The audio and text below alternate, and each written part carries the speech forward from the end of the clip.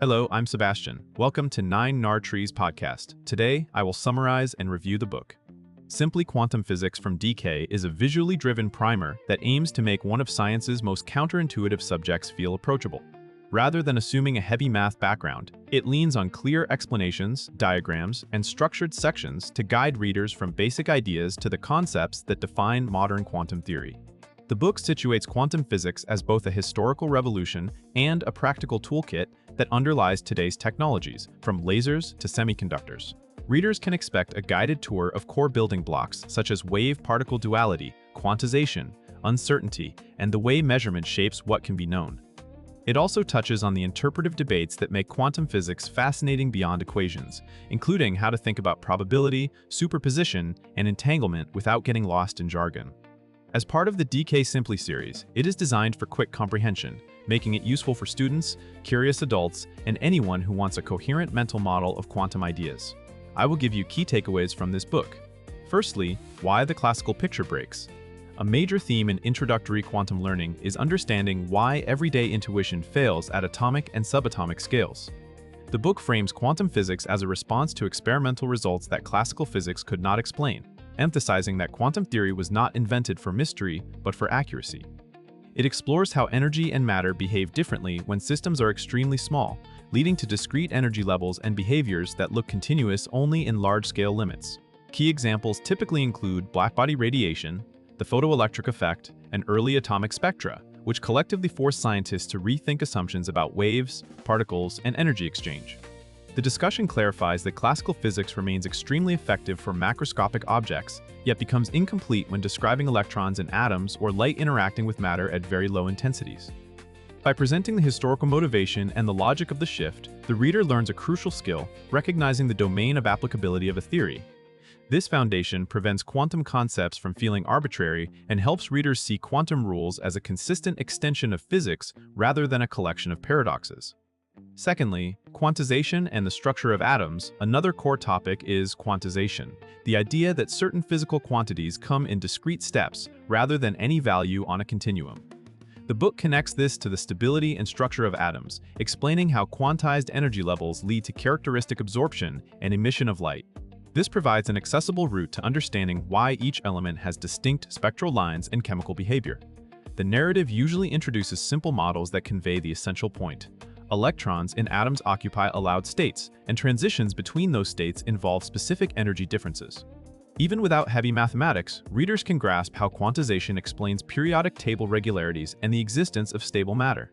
The book also links quantization to broader concepts such as photons, as packets of light, and the way matter exchanges energy in discrete amounts. By emphasizing diagrams and stepwise reasoning, it shows how quantization is not merely a theoretical claim, but an experimentally grounded principle. The payoff is practical understanding. Once energy levels are discrete, many phenomena become predictable, from atomic spectra to the behavior of materials, and the reader gains a framework that supports later ideas like wave functions and probability. Thirdly, wave-particle duality and quantum states. Quantum physics becomes most distinctive when it treats particles as having wave-like properties and waves as having particle-like interactions. The book explains wave-particle duality as a model that captures how experiments reveal different aspects depending on the setup. It typically uses approachable examples such as interference patterns and diffraction to show that electrons and photons can produce wave-style outcomes, while still arriving at detectors as localized events.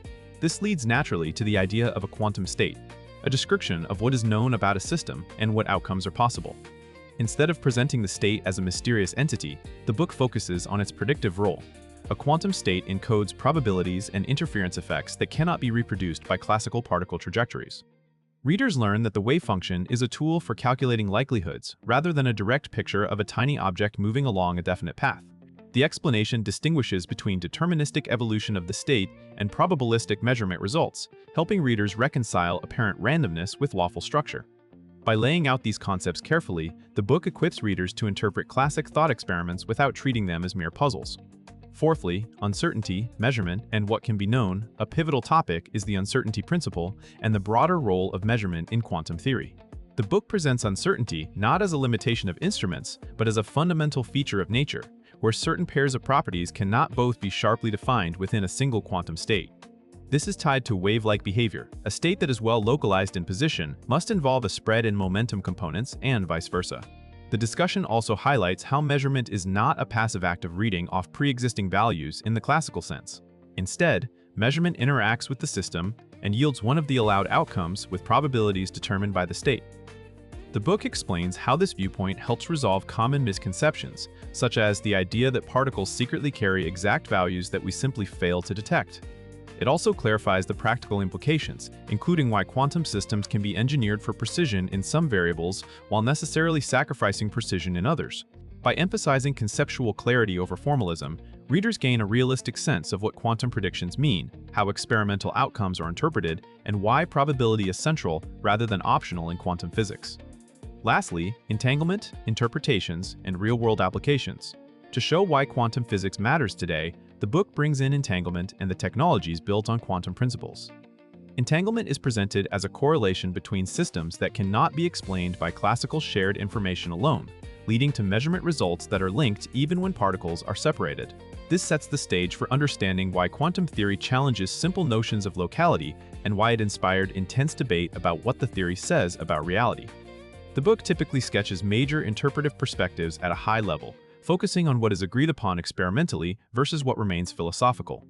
Alongside this, it connects quantum concepts to everyday and frontier technologies. Semiconductors, transistors, lasers, and magnetic resonance are common examples that demonstrate quantum rules shaping modern life. The discussion may also touch on emerging fields such as quantum computing, quantum cryptography, and precision sensing, emphasizing the practical role of superposition and entanglement as resources.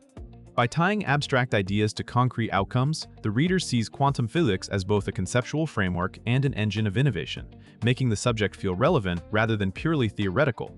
In conclusion, this book is best suited for curious beginners, high school and early university students, and non-specialists who want a reliable overview without being overwhelmed by advanced mathematics.